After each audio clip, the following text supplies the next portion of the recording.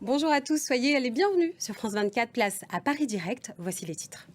Kiev visé par une attaque massive de Moscou. C'est donc la deuxième attaque de cette ampleur à Kiev depuis le début de la guerre en Ukraine. Dans la nuit de mercredi à jeudi, 629 drones et missiles russes ont touché le pays d'après l'armée ukrainienne. L'attaque a fait au moins 14 morts et de nombreux blessés. Emmanuel Macron dénonce la terreur et la barbarie. Le Premier ministre britannique Keir Starmer accuse Vladimir Poutine de saboter les espoirs de paix. Le point avec Bilal Tarabé.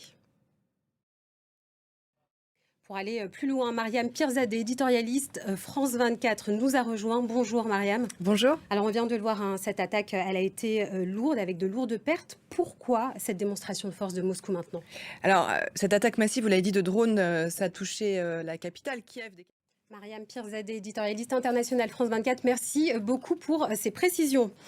En pleine guerre, donc, les autorités russes protègent leur très stratégique pétrole et prolongent l'interdiction d'exporter de l'essence jusqu'au mois d'octobre. La mesure doit permettre de réguler le prix des carburants soumis à une forte inflation depuis plusieurs semaines, après une série d'attaques ukrainiennes sur des raffineries. Les détails avec Étienne Panot.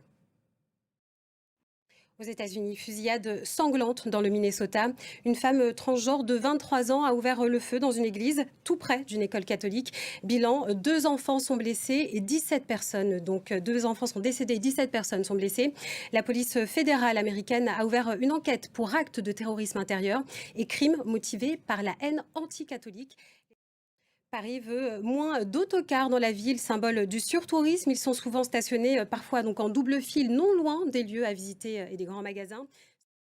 C'est la belle histoire de cette édition. Une peinture du XVIIIe siècle déclarée volée par le régime nazi à un collectionneur juif durant la Seconde Guerre mondiale pourrait être retrouvée en Argentine.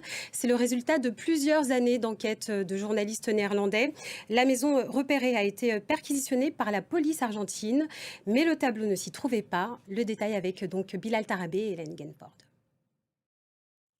Fin de cette édition, restez avec nous sur France 24, l'actualité continue.